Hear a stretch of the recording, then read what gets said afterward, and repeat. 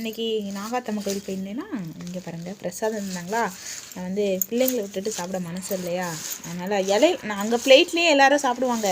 அப்புறம் நானும் ஒரு அக்காவும் சரி இலையில வாங்கிட்டு வந்தோம். வாங்க சாப்பிடுங்க. என்னென்ன இருக்குன்னு பார்க்கலாம். எடுத்து விடுமையிலே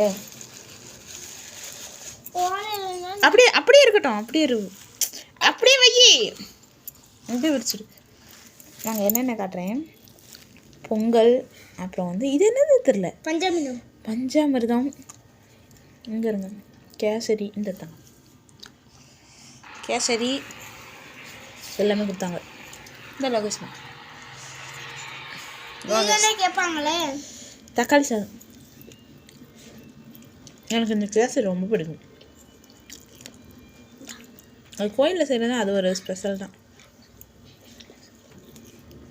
எல்லோரும் சேர்ந்து சாப்பிட்லாம் வாங்க.